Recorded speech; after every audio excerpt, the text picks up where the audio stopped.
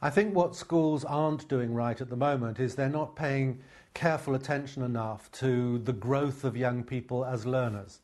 Schools traditionally have not, surprisingly, not have a very good vocabulary for talking about young people as learners. They've tended to use rather crude lenses to look at young people through things like ability and achievement and effort and conduct and how well behaved they are, those kinds of things. And actually one of the things that they are developing very fast is a richer vocabulary for talking about young people as learners.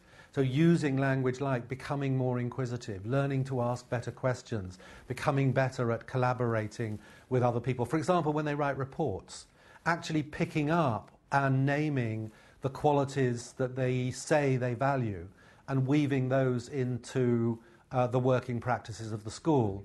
So developing the language is a very important thing that schools are not doing. And I suppose the other thing is that they're really not monitoring the development of young people as powerful learners. They're monitoring, unauthorized absences and GCSE results, but they don't do the same job. We need to find a whole suite of smarter ways of telling whether young people are indeed becoming more confident and capable and enthusiastic learners in school and out of school as well. Many young people today are experiencing relatively high levels of stress.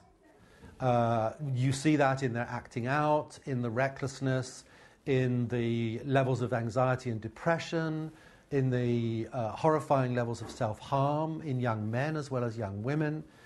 Classic symptoms of stress.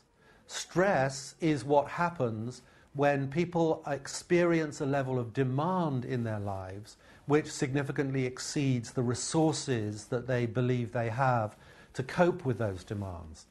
One of the problems with school is that it's not helping young people become more resourceful in dealing with the demands, developing the mental toughness and the mental flexibility to deal with real complicated, demanding, challenging stuff out there, not just in schools, but outside.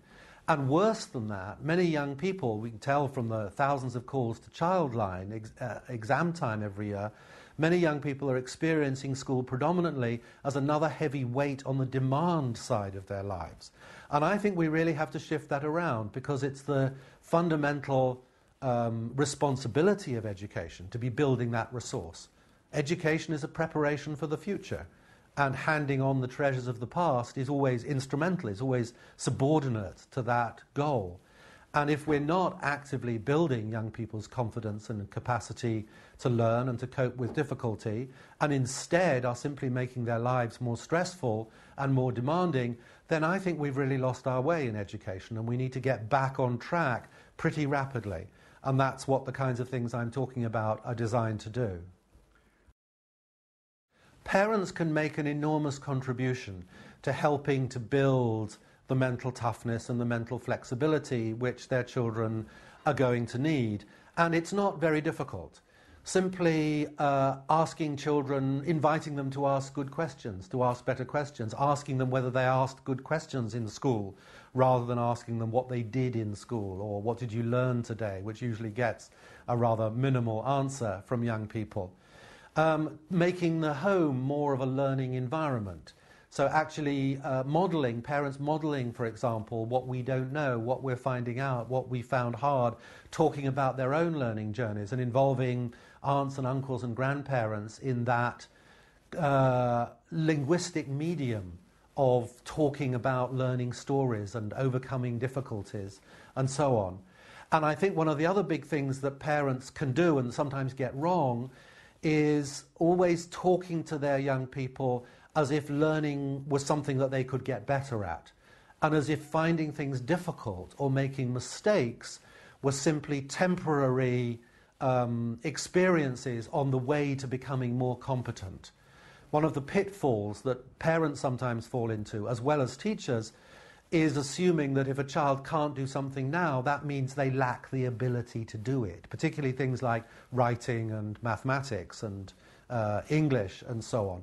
And that simply isn't true. Everybody has the ability to get smarter at learning, and at becoming more flexible in the face of difficulty. And we need parents to be talking to children about, so what strategies could you develop to do that better? How could you learn to persist more?